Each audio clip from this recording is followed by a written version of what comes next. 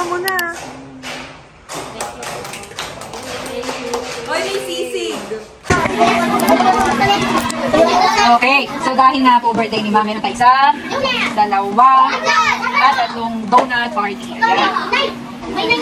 Yes, we have 9 boxes of donuts. Thank you po. Ano pong sasabihin nyo kay Ma'am? Agatahan nyo naman ako.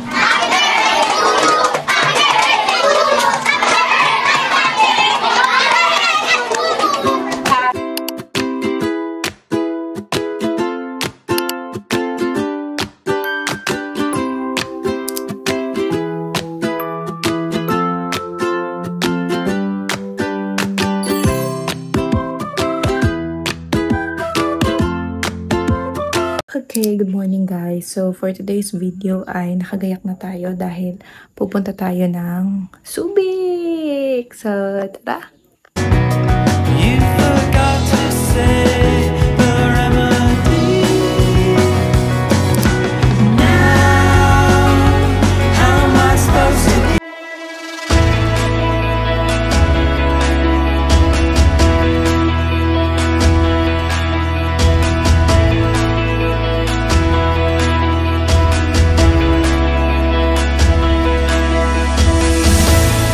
Good morning!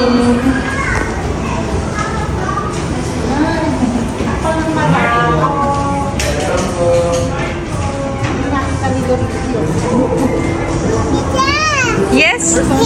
Oh, where's your bracelet? Where's your bracelet? You put your bracelet.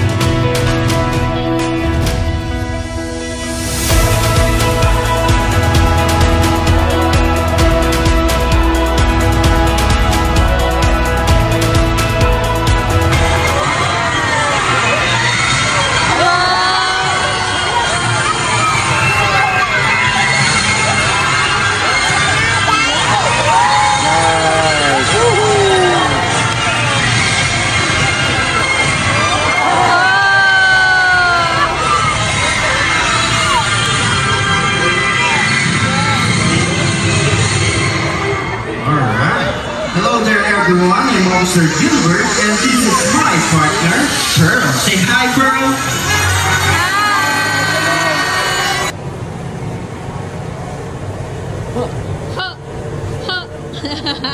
Hi. Hi. Say hi, guys.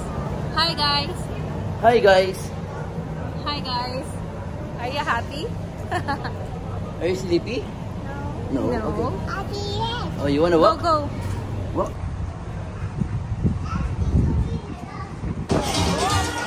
Wow.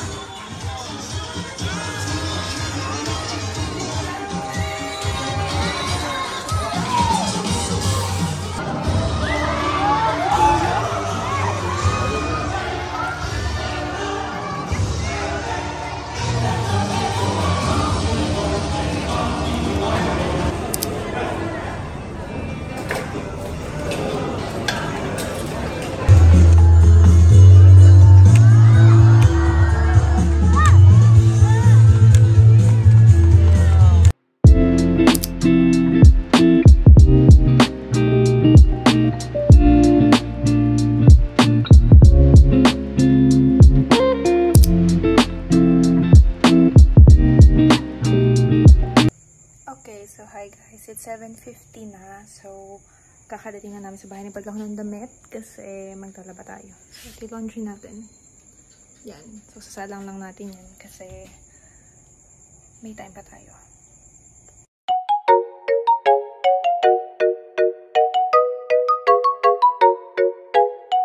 Okay, so hi guys. So kaladating lang namin around 7:50 dito sa bahay from Subic. So nakapagsalang pa tayo ng labada.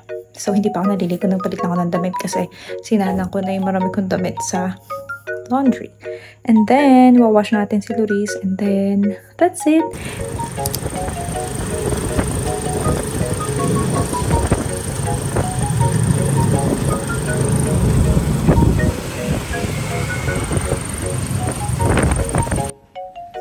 Okay, so hi guys. So this is me wearing my Monday uniform. So umuwi ako today. So ano oras na? It's lunch break.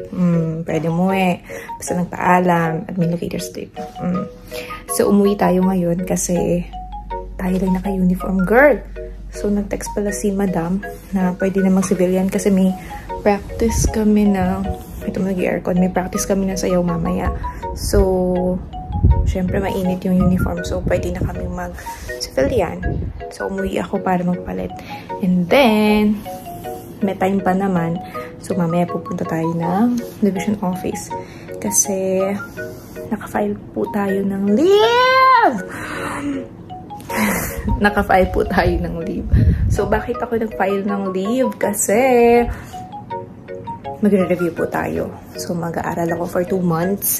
So, dito lang naman yun sa Philippines. So, meron lang ako iti-take na exam na kailangan lang ng intensive na review. So, hindi ko magagawa yun kapag nagtatrabaho ako.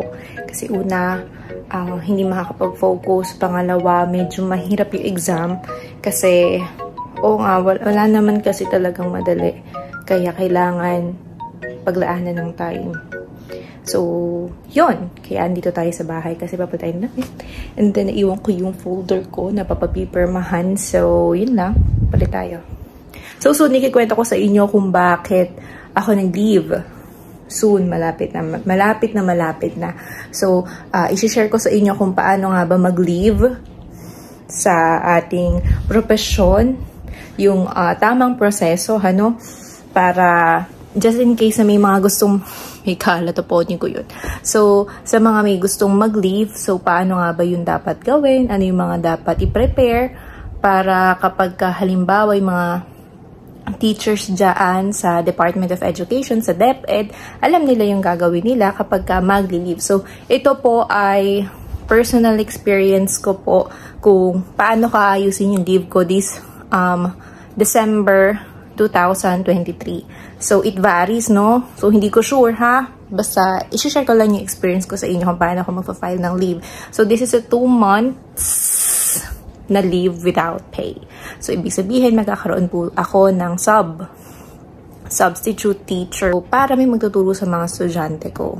So, syempre, priority ko pa din yung mga students ko. Although, syempre, meron tayong mga inaasikaso na pang personal professional growth. Hindi pang personal, syempre, na buhay. Ayun, hindi ba, i-share ko na sa inyo yung mga alagit ng buhok ko.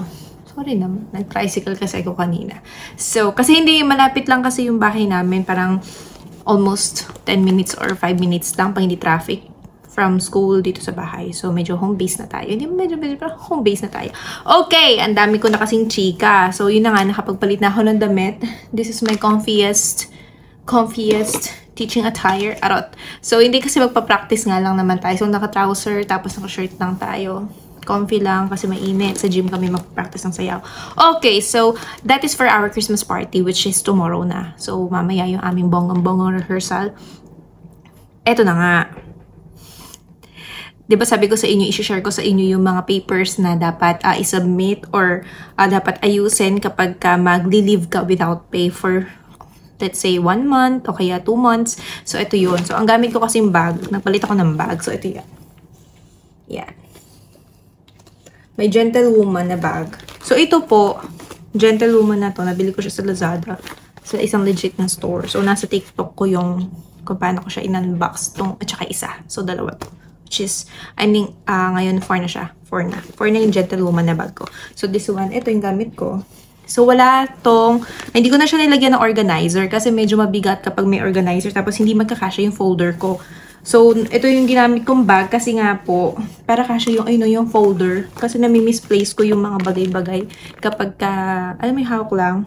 Minsan kasi nakakalimutan ko. So, which is this one. Napaka-importante nito. Kasi andito ang ating life. Okay. So, open natin. So, ito yung mga pinapapirmahan ko, no? Sa pag-aayos ng aking 2 months na leave without pay. Okay. So, hindi po yung maternity leave. Huwag kayo. So, yan. So, una, kailangan nitong clearance form. So, ilang kopya ito? 1, 2, 3, 4. So, 4 na kopya po ito. Pakita ko na. Ayan. Yun ang clearance form. So, may clearance yan. So, andito ang ating supply and property procurement and management services sa library, finance, professional institutional development. Sa maraming signatory to. Ito yung clearance. So, pagka alam niyo naman po na kapag clearance, marami po ang pipirma. So, ito yung medyo matagal natin na dapat maasikaso ng mas maaga. So, sunod itong certification. Ito po. Yung certification. Magpakita ko. Ito. Ayan. Certification. So, di ko ipapakita buo yung papers ha for privacy purposes. So, ayan. Certification. Ito ay galing sa aking school. Ang signatory ang aking principal at ang ating schools division superintendent na there is no pending administrative and or criminal case filed against yours truly. So, yun sa certification na isa. So, ilang copy? I think that's 3 copies also. And then, application for leave. Alam na alam po ng mga kaguruan natin to, which is the Form 6. So, yan. So, ayan. So, okay na to. Napirmahan na. And then, we have also, anong tawag dito? Ayan, ito naman yung parang certification din ng school. So, yung kanina, certification din naman to ng school. Ayan, nakalimutan ko ng tao dito. Ito naman yung isa na may assigned po ng ating administrative officer, school treasurer, principal, tapos sa pinakababa ang ating schools division superintendent. Itong paper na to na isa, this has been cleared of all money, property, and other work-related accountability for which she was accountable. So, yan. This certification has been issued for reference purposes. So, na ako ay walang pending na kahit ano. So, yun. So, ilang kopya yun? That's 1, 2, 3, and 4. That's 4 copies. Printed in colored, and long po na bond paper. So, ayun lang naman. Tapos, mayroon pa isa. Yung isa pala, yung ginawa kong letter, which is, chinek syempre na mabuti kasi dadalhin po ito sa ating schools division superintendent kung bakit nga ba ako magli-leave. Parang yung letter ko.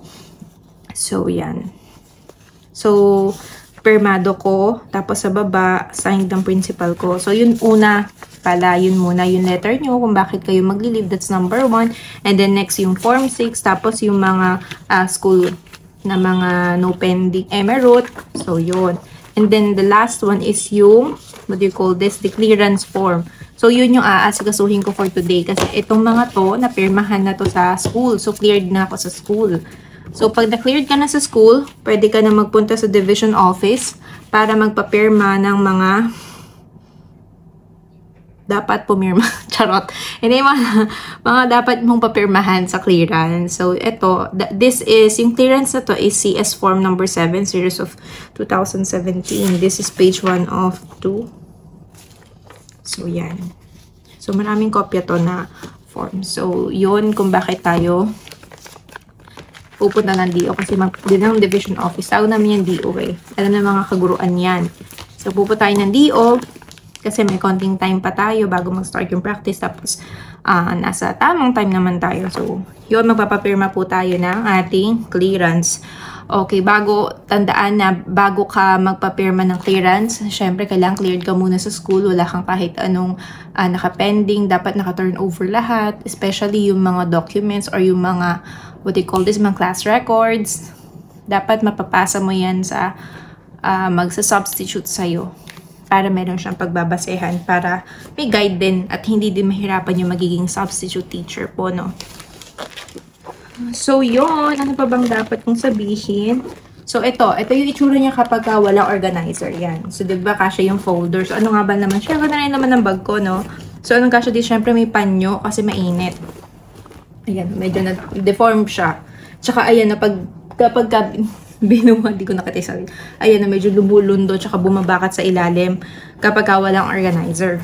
Yung organizer kasi na nabili ko sa Lazada din ay maganda, kaya lang kapag nilagay mo dito sa loob ng mga gentlewoman na bag, medyo mabigat na siya ng konti. Pwede siguro mag-organizer ka kapag konti lang yung dala mong gamit. Ito kasi, dala ko yung folder. Pag sinaltak ko yung organizer dito, hindi na magkakasya yung folder. So, ang purpose ko kaya ako nag-change ng bag is para yung folder nasa bag ko na din, diba? So, next is my wallet, Kate Spade. And then, itong Celine na makeup bag. Pouch. My wipes. Tissue. Ito, grabe, patay na patay ako dito. Ito yung Lancome na pabango. Medyo nalaki ng bili. Kasi nag-sale yan. And then my keys. With a Z. My other phone. And, andito yung mga para sa glasses ko. Ponytail. Ito na. Tapos yung pamunas ng salamin, pang spray ng salamin, pang clean. Everything para sa glasses andito. And then, syempre, papapirma ka, girl. Kailangan may bottle. Okay, so yun lang po. So, tandaan na dapat okay ang lahat bago mag-leave. Kasi kagaya ngayon, anong quarter na? Nasa second quarter na po kami. Kaya po dapat, kumaga, yung magsa-substitute po sa akin, nasa kalagitnaan na second quarter niya aabutan. So, hindi siya mag-start ng second quarter. Na-start ko na yung second quarter ng grading period natin ngayon. So, tutuloy lang niya. So, yung transition. So, I'll help her or him kung sino man po ang magsa-substitute sa mga anakis ko. So, yon. And, let's go lang tayo.